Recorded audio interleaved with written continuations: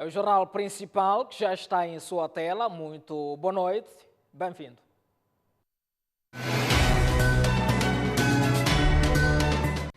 Presidente da República fala esta noite no contexto do estado de emergência.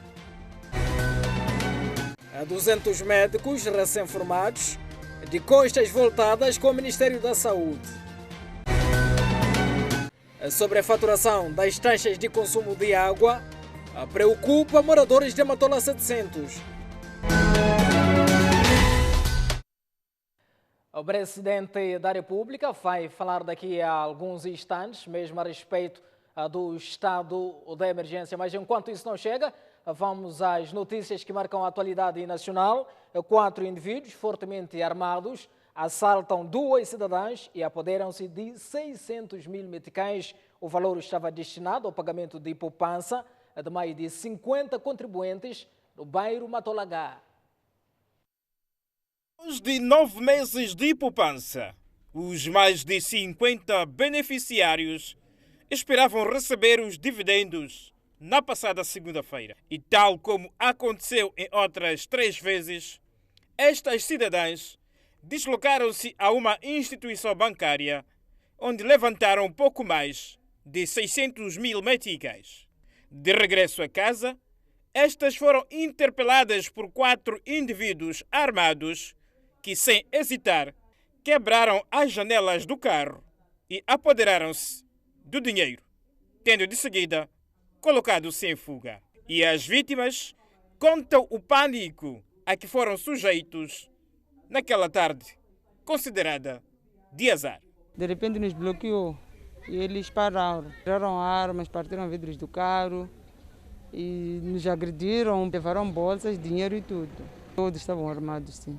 Estou a ver. Pânico mesmo, que nem para dar o cara à retaguarda não conseguiu.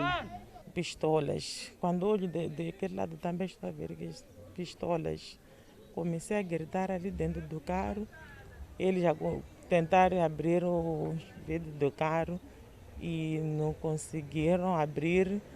Pistolas bateram os vidros e de maneira como estão a ver ali embaixo e conseguiram nos tirar e saímos do carro e levaram dinheiro. Estas testemunhas que presenciaram o assalto dizem que a situação agitou o bairro e por instantes instalou-se pânico e medo.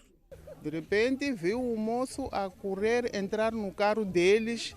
A moça, a Sandrinha, tentou seguir, mas já não dava tempo. O moço entrou rápido, fugir. Eu saí a correr, pedir socorro, socorro. Todos nós saímos, pedimos socorro, mas eles foram. Partiram o vidro do carro com a pistola. Aquele moço que tirou a bolsa porque tinha vestido umas calças jeans, camiseta e capuchinho, então foi assim. Eu quando saio, o que é que se passa? Esse ladrão, eram 4, saíram do carro, 2 com armas e 2 com facas. E partiram os vidros do carro, arrancaram a bolsa dela e arrancaram, foram embora. Desesperados, os beneficiários desconfiam que o assalto tenha sido organizado por um dos membros.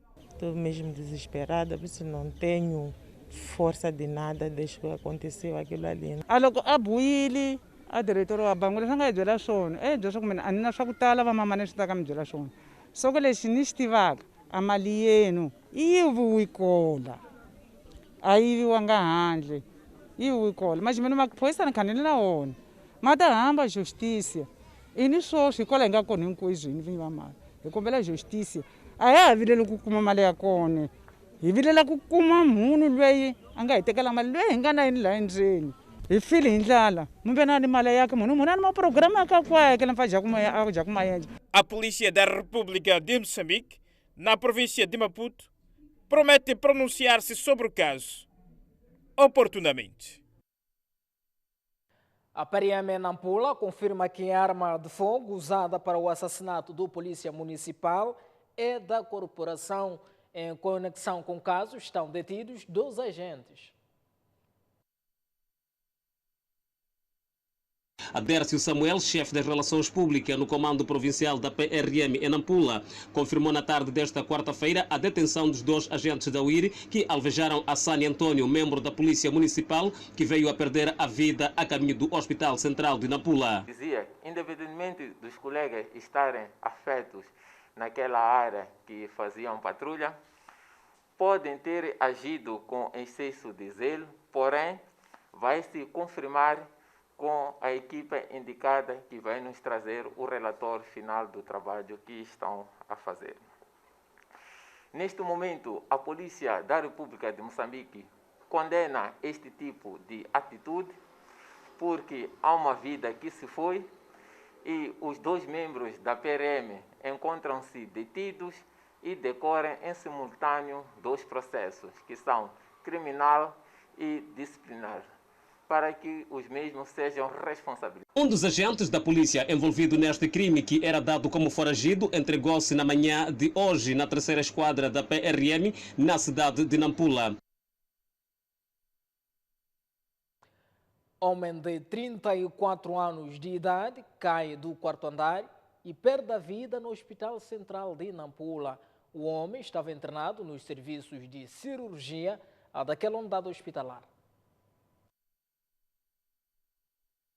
Rakanga Marcos, de 34 anos de idade, deu entrada nesta unidade sanitária no dia 19 do mês corrente devido a uma queimadura elétrica causada por um PT no bairro de Napipini. O paciente, aproveitando-se da ausência do acompanhante, este saiu para a varanda de onde teve a queda e perdeu a vida. No jardim, então eu venho quando chegar, eles dizem que já entrei. Quando entraram, eu cheguei a descer, sair dali em cima, daquele outro piso de lá, para esse lado. É aí que, antes de eu chegar aqui mesmo onde ele caiu, desse lado, vêm os acompanhantes de outros doentes.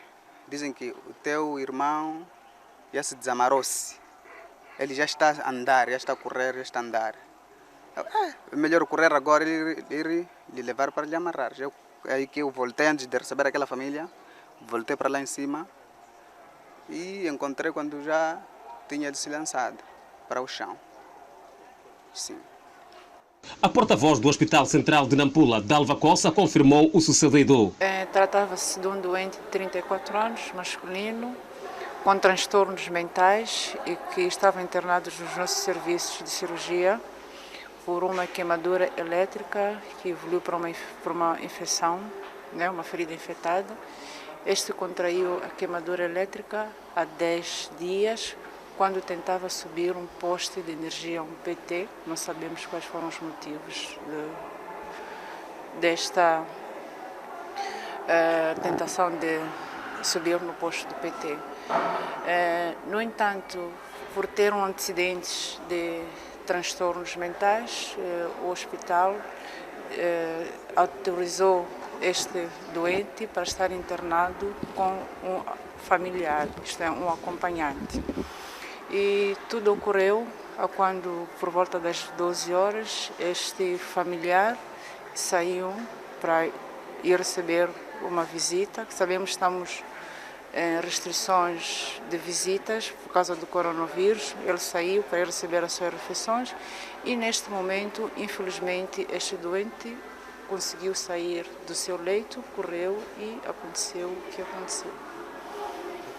Nós temos a segurança, o hospital não estamos numa cadeia, estamos numa instituição em que, para além de o doente estar, infelizmente, acamado, também precisa de ter, entre aspas, um ambiente familiar, que também isso ajuda na sua recuperação. Não temos, de fato, janelas gradeadas, não se trata de uma prisão. Vamos em direto a partir da província de Tete, onde o chefe do Estado vai falar mesmo a respeito do estado de emergência.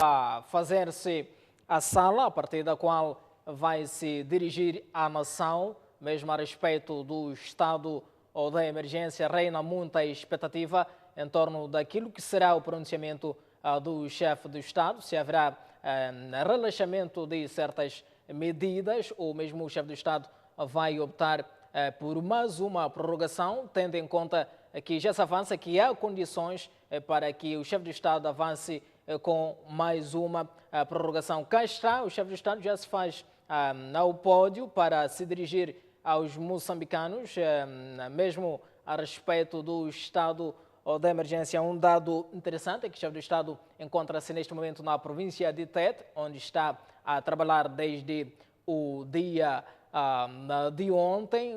Enfim, é um cenário diferente daquilo que tem acontecido de forma habitual. O chefe do Estado tem se pronunciado a partir da presidência da República. Estando na província de Tete, houve esse meio termo para que o chefe do Estado se pronunciasse, assim que é, aos moçambicanos a partir daquele ponto da zona centro do país.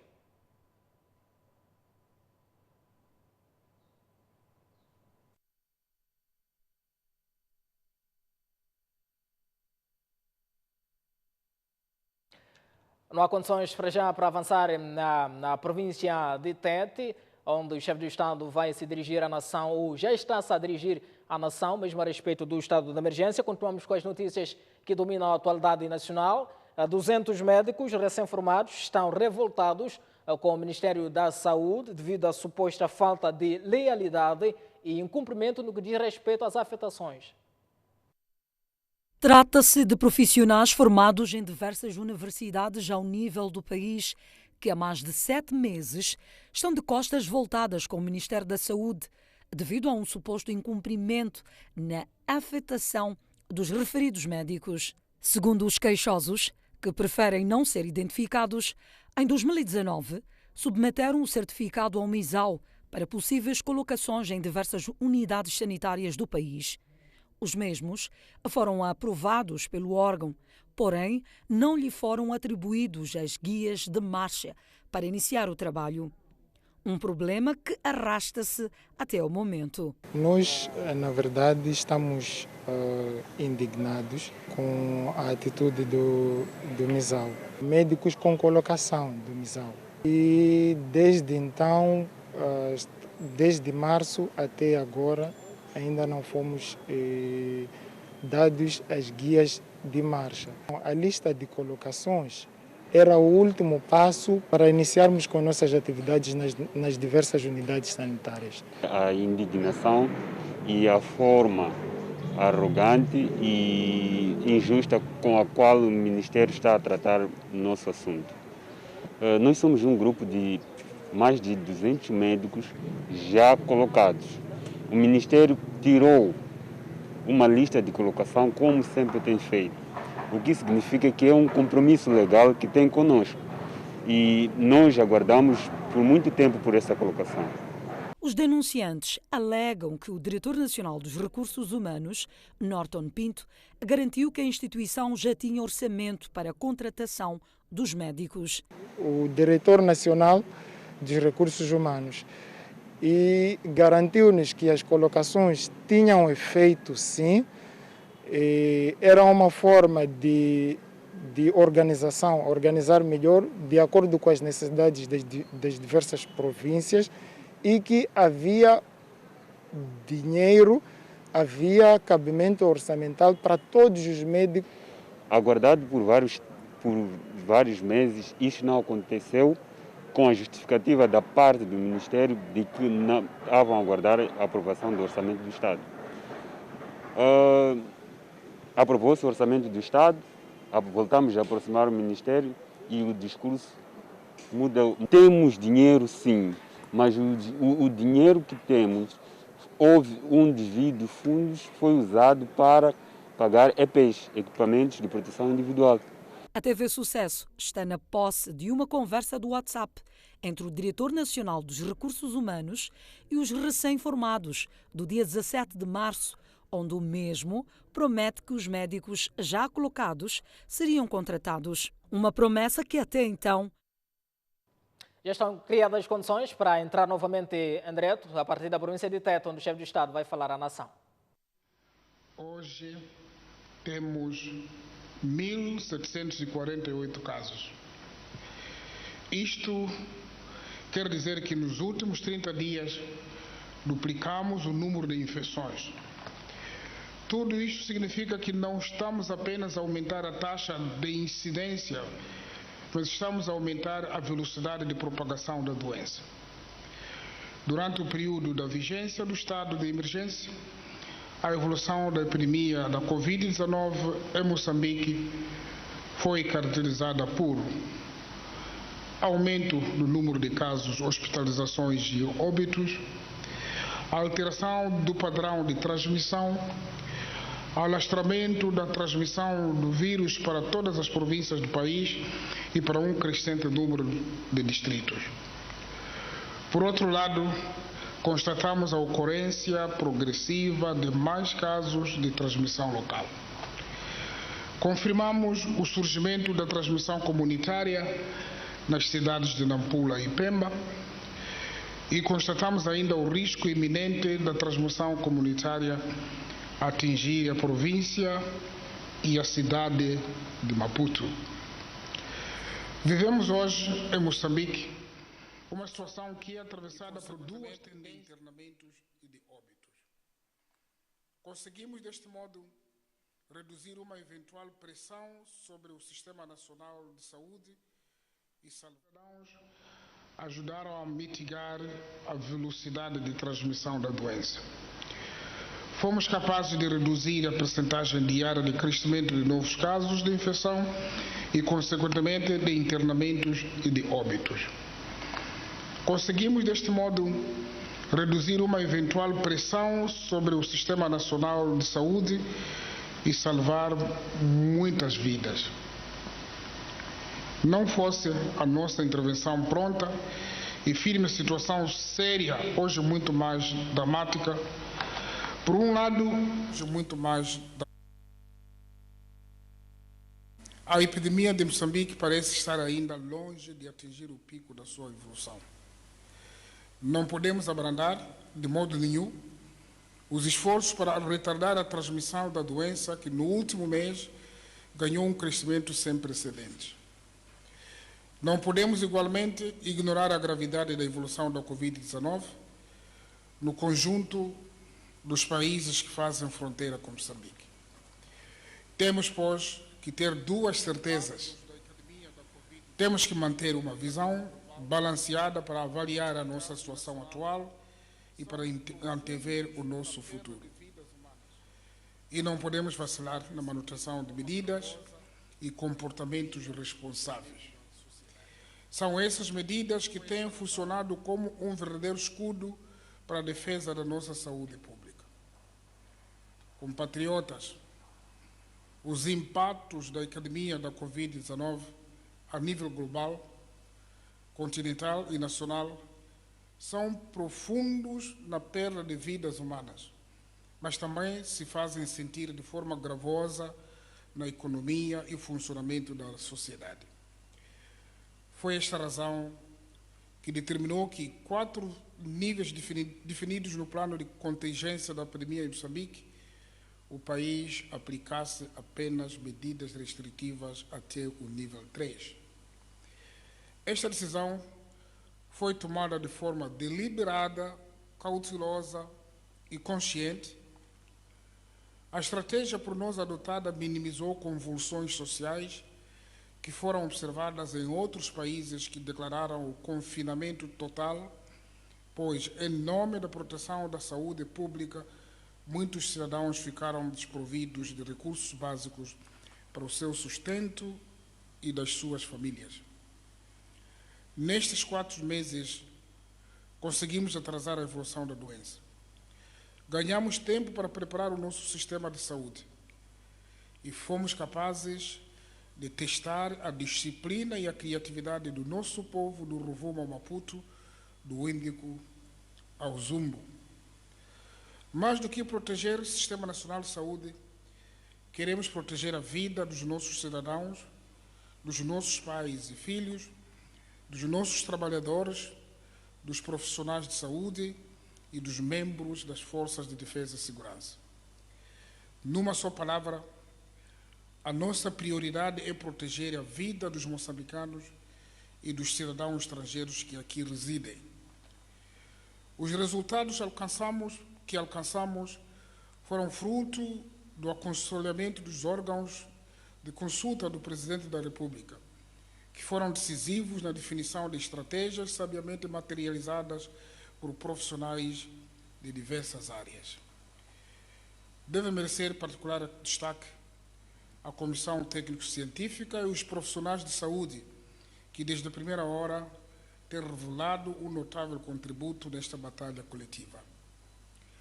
Compatriotas, durante 4 meses tomamos as medidas que devíamos tomar. Estamos orgulhosos do que fizemos todos juntos, cidadãos e governo.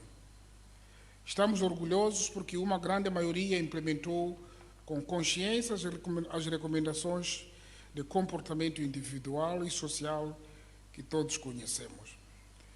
Estamos orgulhosos, mas não estamos tranquilos. Porque para vencer uma batalha como esta, não basta que exista uma maioria cumpridora. É que preciso que todos cumpram. É preciso que sejamos todos soldados nesta guerra contra o vírus. E ainda falta muito trabalho para que essa minoria seja parte deste grande exército que luta a favor da vida e do futuro. É preciso mais. Chegamos ao fim. É preciso que o respeito pelas medidas venha de dentro de nós. Usamos máscara porque respeitamos os outros, os nossos familiares, os nossos amigos, os nossos colegas. Usamos máscara ou viseira não porque a polícia está de perto ou por perto. Usamos porque temos consciência, lavamos as mãos e guardamos o distanciamento social não por uma imposição que vem de cima. Essa imposição tem que vir de dentro. O respeito pelas boas práticas de prevenção revela o nosso civismo, revela o nosso amor pela vida. O governo fará o seu papel.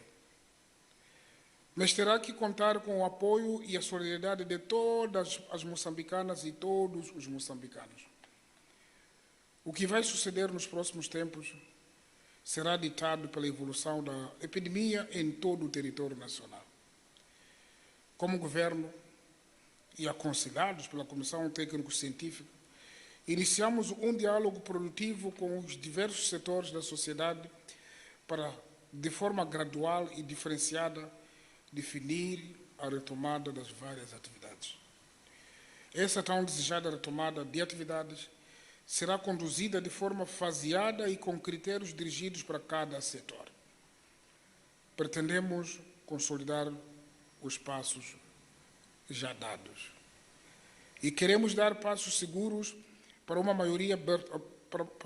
maior abertura para a economia e para toda a sociedade. Mas esses passos precisam de ter um fundamento e de ser continuamente avaliados. O mundo e o ritmo como iremos, o modo e o ritmo como iremos retomar as atividades vão depender da evolução da epidemia em Moçambique. Não existem outros caminhos, não existem atalhos. Seguiremos, sim, com prudência, enquanto não estiverem disponíveis medicamentos e vacinas para a Covid-19. A terminar, quero partilhar os passos que vão suceder nos próximos dias.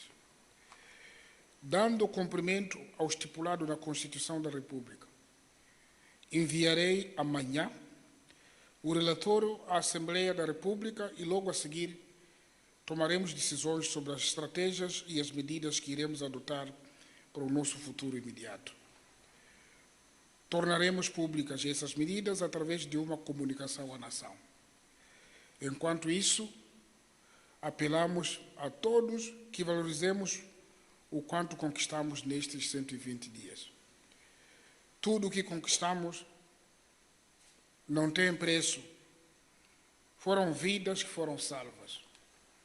Foi capacidade de organizar respostas foi uma maior comunhão entre todos nós. Nestes dias que se seguem, todas as medidas atualmente em vigor devem continuar a ser seguidas com a mesma alma e o mesmo vigor de sempre. De pouco vale ficarmos impacientes. De nada vale agirmos com medo. O contrário da impaciência não é o desleixo. O contrário do medo não é a inconsciência. Este caminho será ainda longo e não terá pausa nem autorizará cansaços. Precisaremos de permanecer juntos, precisamos de inventar todos nós uma nova maneira de vivermos em sociedade.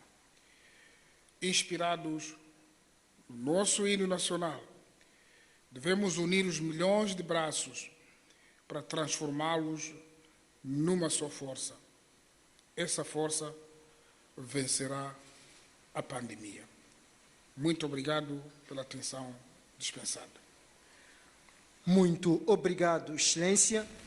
Minhas senhoras e meus senhores, é com elevada honra que anuncio o fim da comunicação à nação e a retirada deste recinto de Sua Excelência Filipe Jacinto Nyusi, Presidente da República. Muito obrigado a todos pela atenção dispensada. Fica então em aberto o estado de emergência no país, pelo que os próximos dias poderão ser determinantes daquilo que vai acontecer. É a garantia dada pelo chefe do Estado, que se dirigia à nação a partir da província de Tete. Antes mesmo de avançarmos com esta comunicação do chefe do Estado, dizíamos que 200 médicos recém-formados dizem-se revoltados com o Ministério da Saúde devido à suposta falta de lealidade e incumprimento no que diz respeito às afetações. A respeito deste assunto, o diretor nacional dos Recursos Humanos no Ministério da Saúde, Norton Pinto, confirma a colocação dos médicos. No entanto, alega que há falta de orçamento para a contratação de novos quadros no setor público. Após a denúncia feita pelos médicos recém-formados sobre o dossiê envolvendo o Ministério da Saúde, a TV Sucesso procurou ouvir o diretor nacional dos Recursos Humanos, Norton Pinto, que aparentemente mostrou-se um pouco surpreso com as acusações feitas. Neste momento, a nível de todo o país, estão a decorrer concursos de ingresso e os médicos estão a candidatar-se.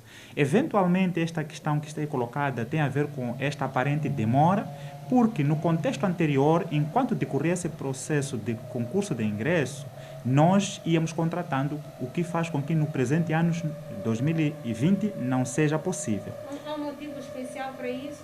O motivo especial é que nós não temos fundos dos parceiros de cooperação que permita a contratação enquanto aguardam o processo de concurso de ingresso. É essa a explicação.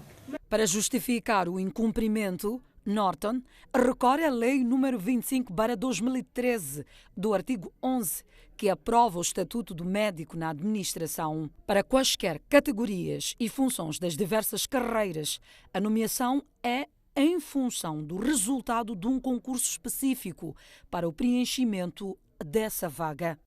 Não podemos passar acima da lei, não temos como sair deste parâmetro. Para evitar constrangimentos semelhantes, Norton Pinto anuncia um novo modelo de contratação de médicos recém-formados a partir de 2021.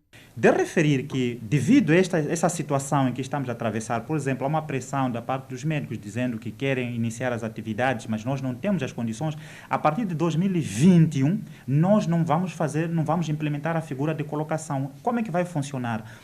Os médicos terminam a formação, passam pela ordem dos médicos, esperam os concursos que vão ser lançados a nível das diferentes unidades orgânicas no país.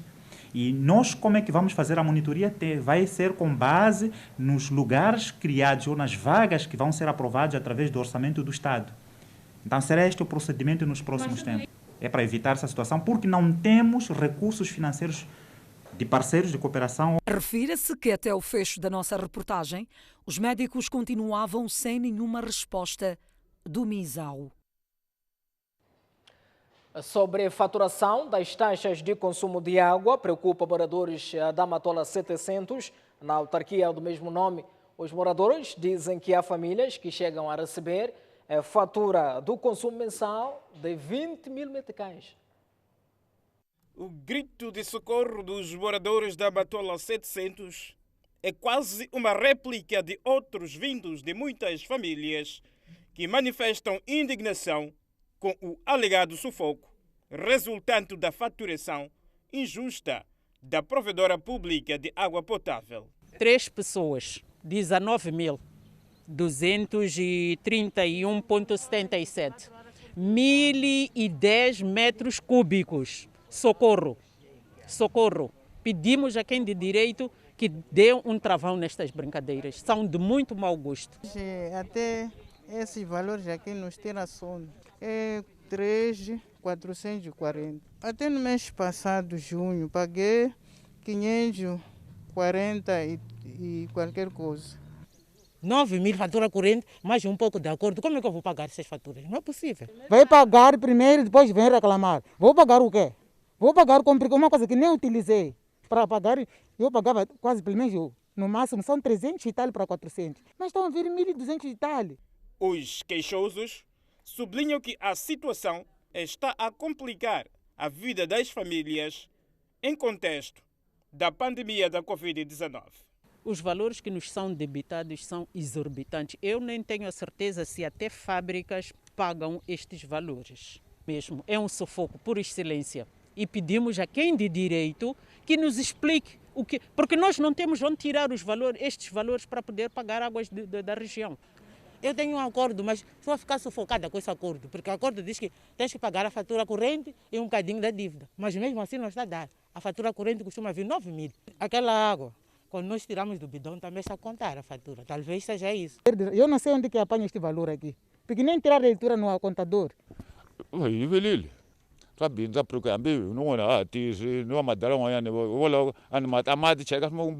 Grande roubo, vê-se logo na hora, porque não tira a leitura. E acrescentam que as tarifas exageradas comprometem as suas contas mensais. Porque as faturas que nós temos vindo a receber até superam aquilo que são os troquinhos que temos vindo a receber. Nos dias de hoje já não há quem recebe o salário por inteiro, devido à situação em que nos encontramos. Só pela fatura d'água a pessoa já não pode comer, não pode adoecer, não tem outras despesas a fazer, senão só a fatura de água. Para um homem, chefe de família, não é possível fazer isso. Só limita a trabalhar para a água. Não tem outras coisas em casa. 19, 20, 30 mil meticais. Não é possível alguém pagar. Ora, vai reclamar. Primeiro paga, depois reclama. Eu venho reclamar porque não tenho condições ou possibilidade para pagar isso. É mais que o meu salário. Mais uma vez, a Águas da região de Maputo mostrou-se indisponível a colaborar com a nossa equipa de reportagem para o esclarecimento das preocupações apresentadas pelos moradores da Matola 700. Face às reclamações apresentadas pelos moradores da Matola 700 em relação às taxas de consumo de água da rede pública, o presidente da Associação de Defesa de Consumidores, Mozinho Nicoles, entende que a bonificação anunciada pelo governo para as famílias de baixa renda no contexto do estado de emergência ainda está longe de efetivar-se. Mozinho Nicoles lembra que a redução da tarifa de consumo de água visava aliviar o bolso do consumidor, de modo a fazer face às necessidades impostas pela Covid-19. Mas tudo indica que o discurso ainda não passou à prática. Este anúncio de redução de taxas, houve anúncio de redução de pressário e que, no fundo, não se sente, não é? Sente-se que, de facto, até fica-se com a sensação que as taxas, o tarifário aumentou, não é? Porque as faturas que estão a ser recebidas neste período da pandemia, este período do estado de emergência, comparativamente aos gastos e aos custos que os consumidores tinham antes, dá logo a priori, fazendo uma comparação de faturas, sente-se que parece que houve um acréscimo, não houve uma redução. Aliás, Nichols sublinha que as inquietações dos consumidores revelam uma disparidade entre a intenção e a realidade. Que o governo tomou para poder apelar para que, de facto, o tarifário fosse bonificado, no intuito de as pessoas vão ter que fazer um gasto um pouco mais acima daquilo que é a sua média, mas que isto iria ser subsidiado pelo governo, dando-lhes algum conforto em termos de contribuição para que as pessoas não sentissem, de certa forma, o peso da fatura na renda familiar, porque o salário mantém, há muita gente até que está a ir ao desemprego. E acrescenta que a mesma sobrecarga ocorre com os consumidores de energia elétrica. Então isto tudo mostra que de facto houve um esforço de se tentar reduzir esse impacto negativo, mas em contrapartida parece que não é bem assim, não é? Mesmo a própria eletricidade também houve um anúncio com relação a isso, mas nós temos vindo a acompanhar, há muitos consumidores também que têm vindo a reclamar, quer dizer que não sentem este reflexo naquilo que é a faturação, principalmente para os consumidores de baixa tensão, aquelas pessoas que consomem poucos quilowatts e por aí além, que era o grupo-alvo desta medida. De realçar que replicam vozes de consumidores que denunciam sobrefaturação da tarifa de água da rede pública nos municípios de Maputo e Matola. Regressamos ao jornal, continuamos a olhar a atualidade nacional. O Presidente da República inaugura instalações do Instituto Nacional de Segurança Social e Palácio da Justiça na província de Tete. Esta terça-feira, o Presidente da República, Filipe Nyusi, iniciou uma visita de trabalho na província de Tete. O chefe do Estado começou por deslocar-se ao distrito de Chifunde, onde inaugurou o primeiro Palácio da Justiça e, de seguida, partiu para o distrito de Caorabassa para a inauguração de 2 empreendimentos, nomeadamente o novo edifício do Instituto Nacional de Segurança Social e de uma conservatória. Os 2 serviços vão beneficiar não só o distrito de Caorabassa, como também os distritos de Marara, Magoi, Marávia e Zumbo. Sendo assim, trabalhadores formais e por conta própria poderão fazer os seus descontos mensais e beneficiar futuramente de uma reforma. Inauguramos também o INSS, está muito bom aspecto. Penso que dignamente vão os nossos pensionistas serem recebidos e acolhidos. Filipe Nyusi criticou ainda o empreiteiro que não colocou a casa de banho no edifício do INSS e exigiu a implantação do mesmo. O diretor daquilo ou o delegado parece ser uma pessoa que vai ficar das 7 ou das 9 até o fim do dia sem ir à casa de banho, porque não tem casa de banho. Mas boa sorte que tem espaço lá. E instruímos para o empreiteiro antes de sair de lá para implantar a casa de banho para ele. A visita serviu também para a avaliação do programa quinquenal do governo e do grau de implementação das medidas de prevenção da Covid-19. E estamos a verificar o grau de implementação das medidas de prevenção ao Covid, como muito bem aqui mostraram, e não só.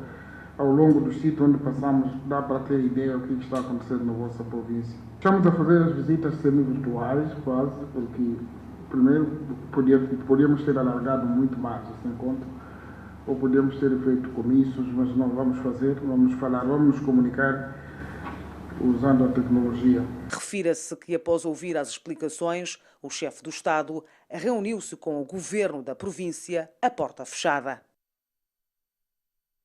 O Conselho Autárquico da Machis investe mais de 5 milhões de meticais para a requalificação de infraestruturas dos setores da educação e saúde no contexto de prevenção e combate à Covid-19. Na saúde, a idilidade da Machis fez um intervencionamento no Centro de Saúde de Nhagueviga. Trata-se de reabilitação de alguns setores vitais para o funcionamento desta unidade sanitária em tempos do novo coronavírus. O atendimento está cada vez mais arrojado para mais de 5 mil habitantes da região. Tivemos a reabilitação da unidade sanitária, foi no contexto de Covid-19, porque realmente estava muito difícil. Atendíamos crianças, adultos no mesmo setor, mas agora já tem essa separação, agradecemos muito. Na educação, o Conselho Autárquico priorizou 4 salas de aula da escola primária e completa da Machis, que tinham sido destruídas pelo ciclone Dineo. A iniciativa vem responder em tempo real o desafio imposto pelo governo em criar condições básicas para a retoma de aulas presenciais. São salas que oferecem condições para o rácio que se coloca hoje em dia, de 20 alunos. Então, é possível em cada sala, respeitando o distanciamento físico de 1,5 m, colocarmos os 20 alunos sem problemas. Contrariamente a outras salas da escola que, com o distanciamento físico, 20 alunos, não é possível colocá-los. O Conselho Municipal de Machis aplicou pouco mais de 5 milhões de meticais para adequar a nova realidade imposta pela Covid-19 nas 2 infraestruturas dos setores de educação e saúde. Um investimento que pode registrar o incremento nos próximos dias, uma vez que estão em perspectiva mais intervenções. De acordo com as solicitações de cada setor, nós vamos dando a nossa intervenção. Por exemplo, nós, através da Associação Nacional dos Municípios, recebemos como Conselho Municipal da Machis 15 termômetros.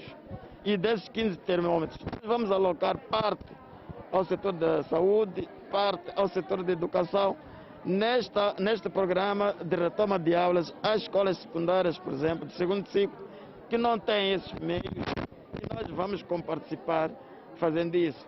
Aliás, já vamos colocar um sistema de água na escola secundária 1º de Maio de Chucuque. Tem um furo, mas que não funciona. Nós vamos ter que intervir no sentido de garantir também a questão da higienização. Ainda no contexto de prevenção e combate à Covid-19, o Conselho Autárquico da Machis acaba de construir um novo alpendre para o comércio informal. A infraestrutura vai albergar grande parte dos vendedores que disputavam espaço no mercado de Alto Machis. Grupo moçambicano de dívida em Inhambane debate mecanismo viável para apoiar o governo na gestão de finanças públicas em tempos do novo coronavírus. Desde a eclosão da pandemia do novo coronavírus em Moçambique, a coleta de receitas aos cofres do Estado está a ser severamente afetada, fato que está a repercutir no funcionamento da máquina governativa. Em Inhambane, o grupo moçambicano da dívida diz estar a par dos efeitos nefastos provocados pela Covid-19 e urge a necessidade de encontrar mecanismo de gestão das finanças públicas que se enquadre com a atual realidade imposta pela pandemia. Qual é a estratégia que o governo usa neste momento da pandemia de Covid-19? O que é que estão a fazer? Sabemos que a economia não é aquela economia que parou por causa dessa doença. Então, em conjunto, vamos refletir isso, vamos ajudar o governo naquilo que torna-se difícil para ele. Naquilo que nós achamos que deve ser assim, vamos ajudar a eles. Atualmente, o Grupo Moçambicano da Dívida está a fazer um levantamento exaustivo das necessidades de pessoas em situação de pobreza nas comunidades face à Covid-19. A ideia é apresentar propostas ao governo e parceiros para o possível apoio. O Grupo Moçambicano da Dívida vai à base, vai fazer o levantamento. Nós trabalhamos com estes nossos parceiros, por exemplo, estamos com doadores. Eles estão-nos a pedir para fazermos esse levantamento, para eles verem em que parte, em que medida podem ajudar. Vão ajudar a apoiar a população em quê? Mas para isso é preciso que eles saibam através de nós. É esse apoio que nós estamos a dar. Por outro lado, a organização anota com tristeza o futuro incerto de centenas de trabalhadores na sequência do encerramento de várias empresas devido ao impacto da Covid-19.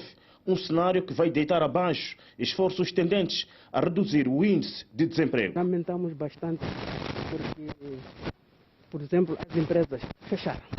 Os trabalhadores estão em casa. Não é fácil fazer-se uma boa gestão enquanto a economia está parada. Portanto, lamentamos bastante isso. Agora não sabemos o que Sua Excelência vai dizer agora, mas a situação ainda não está bem. As empresas deviam abrir, mas temos medo ao mesmo tempo. Cada dia que passa, se abrir, o que vai acontecer? A corrupção na função pública foi uma preocupação levantada na reunião provincial do Grupo Moçambicano da Dívida em Inhambane.